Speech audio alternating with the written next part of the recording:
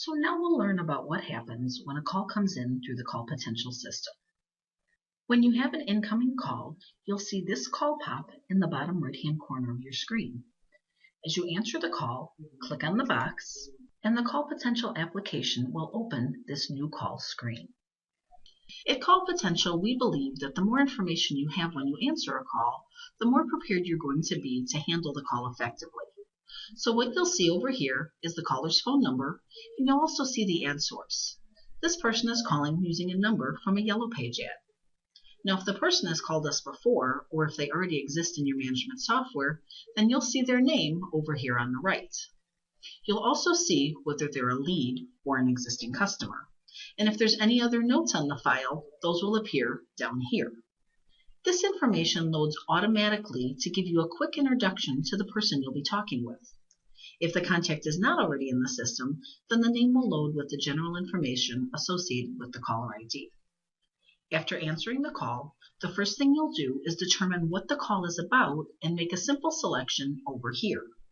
You'll need to select New or Existing Lead, Existing Customer, or Other. First, we'll talk about the Other category. This is what you'll select if the call is not something that we need to keep a record of. This could include telemarketing calls, someone calling about an auction, or maybe a call from your manager or another employee. These are not contacts that need to be tracked in our system, so we'll select Other, and the call is canceled in the system.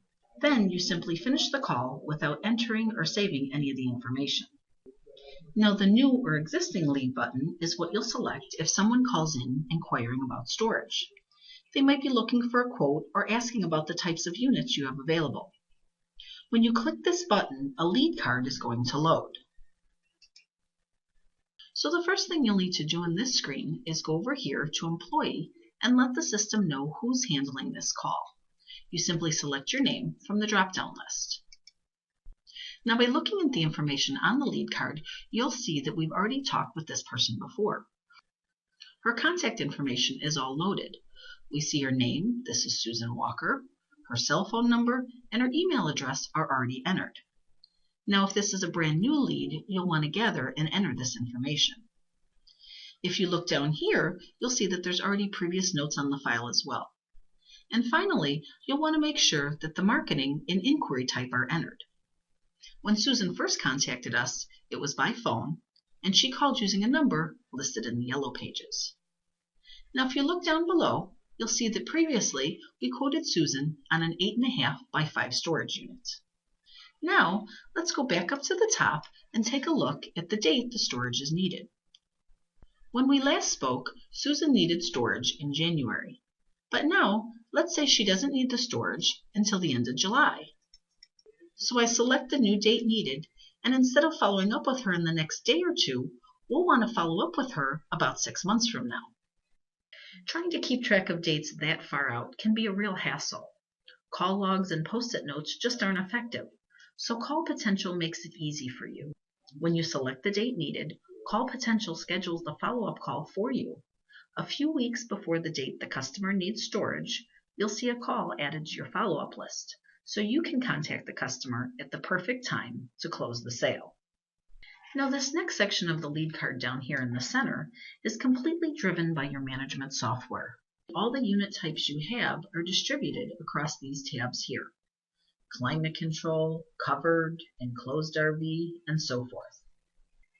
And then within these tabs, you're going to have the unit sizes, the current quantity available, and also the current percentage of units occupied.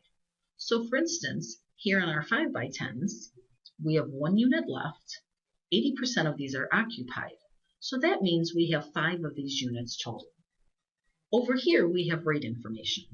We automatically display your standard rate, or you can also display a push rate. It just really depends on what your company is using. You can also enter an adjusted or discounted rate. And finally, specials are listed here. These specials are pulled directly from your management software. So let's say that while talking with Susan, she's now also asked about an 8.5 by 5. I'm going to go ahead and select this unit. And instead of the standard $43, I'm going to offer her a discounted price of $40. And I'm also going to give her a $1 move-in special. Now you'll notice that the second unit is highlighted in pink instead of blue. This relates to how information is transmitted to your management software. You can select and quote multiple units. However, when we save this contact information, only the unit in blue is transmitted to your management software and saved as an inquiry. If the customer wants to actually reserve the unit, you can do that, but you'll need to make sure that only one unit is selected. So to actually reserve the 8.5 by 5 for Susan, I'll uncheck everything else. And now the unit I want is shown in blue. Next, I'll go up here and I'll change this to a reservation. Now, when I save this record, it transmits to the management software and is saved as a reservation. Finally, I can also enter some brief notes about the call up here by Add New Note. All calls are recorded and can be referred to at any time, but sometimes it's helpful to add a very brief recap about the call for a quick reference later. When the call is over and I'm done entering everything, I go to the bottom of the screen and I click the Save button here. The system then automatically schedules follow-up activities with this customer based on the workflows set up by your administrators. You don't need to worry about keeping track of this lead because CallPotential does it for you. It's that easy. So now let's go back to an incoming call and talk about that last call category of existing customer. Your phone rang, you clicked on the call pop, and the new call screen came up again. This is where I have to decide what type of call it is. This is Michael. He's an existing customer who wants to make a payment. So I'll go over here and select Existing Customer. All of the customer's information automatically populates. First, I go to Employee and tell the system who I am. Then I can go up to the top and I select Pay Now. The customer's unit information and the amount due automatically populates. I can now enter the payment amount and the customer's credit card information. If they're interested, I can also check this box to enroll them in automatic payments. When I'm done, I select Pay, and the box will automatically close. I then go down here, save the record, and I'm done. It's that simple. So that wraps up how to handle the different types of incoming calls.